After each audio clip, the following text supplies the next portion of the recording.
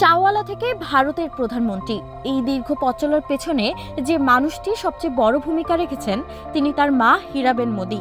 আর এই অসাধারণ মা ছেলের সম্পর্ক নিয়েই তৈরি হচ্ছে নতুন বায়োপিক। এখন সবার মনে একটাই প্রশ্ন, পর্দায় মোদির মা হচ্ছেন কে? বড় পর্দায় হীরাবেন মোদির চরিত্রে অভিনয় করতে যাচ্ছেন রাবিনা ট্যান্ডন।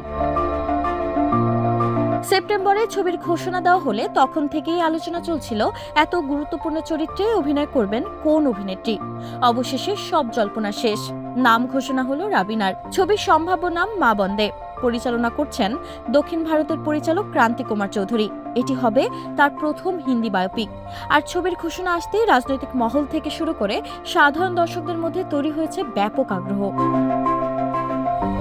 রাবিনা ট্যান্ডন জানিয়েছেন, হীরাবেনের সরল জীবন, কঠোর পরিশ্রম আর সন্তানদের প্রতি সীমাহীন ভালোবাসা তাকে গভীরভাবে ছুঁয়ে গেছে। তার ভাষায় হীরাবেন ছিলেন শান্ত কিন্তু ভীষণ শক্ত একজন নারী। তার হাতেই তৈরি হয়েছেন ভারতের এক শক্তিশালী নেতা। নির্মাতাদের মতে সিনেমাটি শুধু রাজনৈতিক কাহিনী নয়, বরং দেখানো হবে মায়ের জীবন সংগ্রাম, তার শিক্ষা, মূল্যবোধ এবং ছেলেকে মানুষের মতো মানুষ করে তোলার লড়াই। মোদি যখন চা বিক্রি করতেন সেই সময় থেকে প্রধানমন্ত্রী হওয়ার যাত্রা, সবকিছুর পেছনে যে মায়ের নীরব ত্যাগ লুকিয়ে আছে সেটাই হবে ছবির মূল গল্প। মোদি চরিত্রে অভিনয় করেছেন মালায়ালাম তারকা উন্নি মুকুন্দন। তার লুক প্রকাশের আগেই ভক্তদের উত্তেজনা তুঙ্গে। নির্মাতাদের আশা মা ছেলের এই বাস্তব গল্প দর্শকদের হৃদয় ছুঁয়ে যাবে।